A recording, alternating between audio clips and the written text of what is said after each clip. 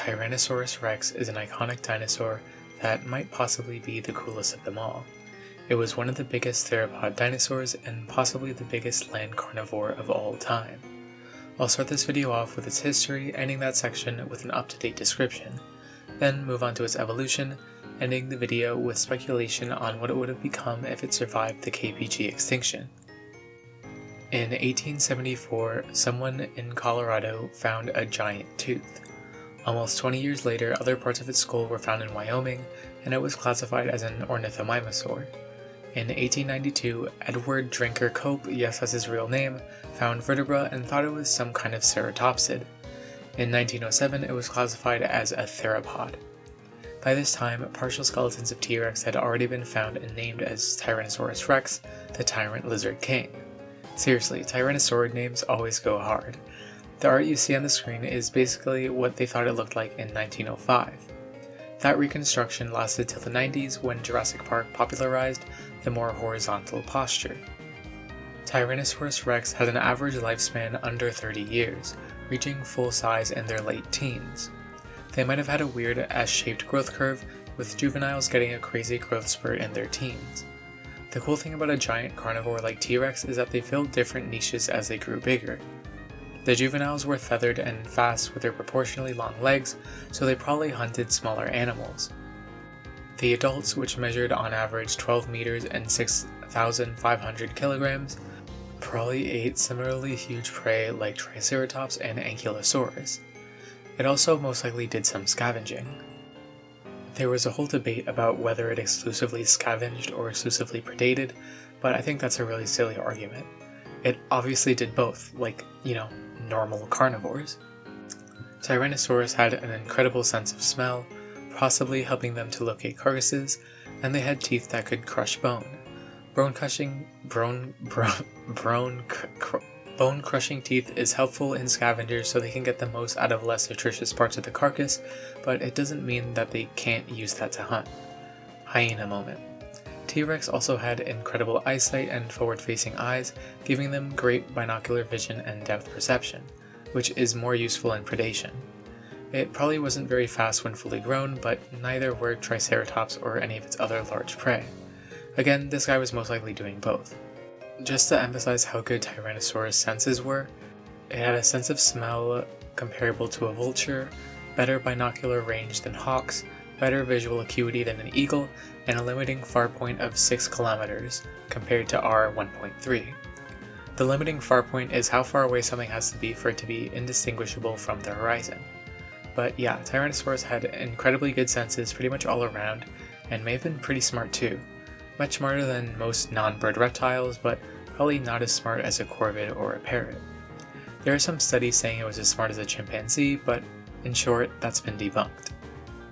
Let's talk about its evolution. Something that separates Tyrannosaurids from other theropods is their crazy bite force, the strongest of which is T-Rex itself.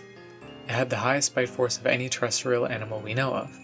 Tyrannosaurids usually had long legs for high-speed running, though Tyrannosaurus itself was more of a heavyweight. The basal ones tend to be pretty small though. By small I mean 6 meters long and hundreds of kilograms in weight. Most of them have sick names like Teratophonius, Monstrous Murderer, and Lithronax, Gore King. There's also ones like Albertosaurus, lizard from Alberta, which is only scary if you've been to Alberta. Theropods are a super wide category of dinosaurs, including terrifying carnivores like T-Rex and Spinosaurus, but also including every bird. They appeared in the mid to late Triassic and are the only dinosaurs that have survived to the modern day. Their ancestral diet was probably carnivory, though there are a few theropods that eat other stuff, mainly birds which have pretty diverse diets. Feathers or hair-like fibers are also probably an ancestral trait, though mostly reserved to the smaller ones and juveniles. I want to talk more about T-Rex though, with some speculative evolution. What if it survived the end of the Cretaceous extinction and lived into the Paleogene? In what's now North America, where Tyrannosaurus lived, there wasn't much in the way of large animals till the end of the Paleogene, so there's no way it would have survived there.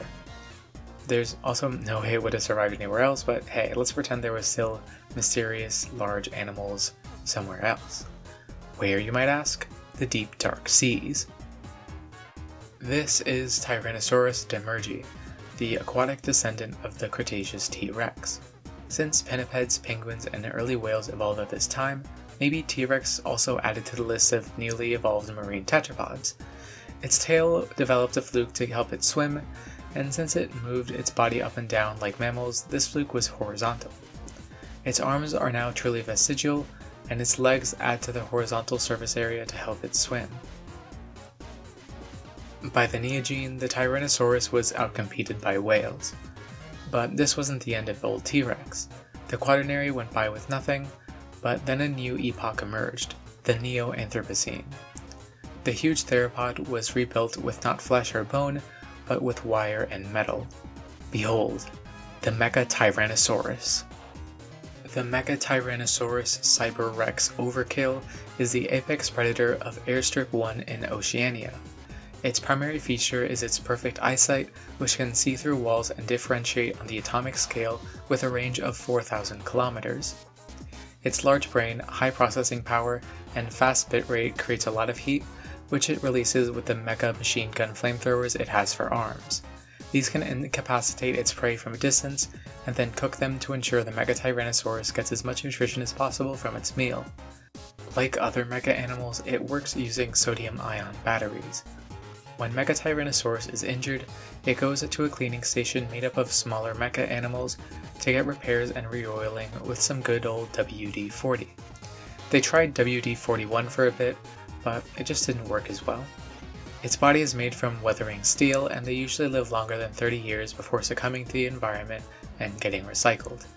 While Mecha Tyrannosaurus is 13 meters long and weighs tens of thousands of kilograms, it has a high-powered jetpack on its back that allows it to run at speeds upwards of 95 kilometers per hour. Its legs are highly mobile yet extremely sturdy, and its armored tail can handle the heaviest assaults. The spikes are just for show though. The current model is Mecha Tyrannosaurus Mark IV, but rumor has it that Mark V is coming out soon with a nuclear engine. That's about it for this video.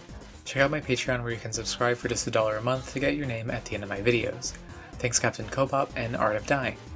My next History and Evolution video will be on Microraptor, one of my favorite dinosaurs. Hope to see you then, and thanks for watching!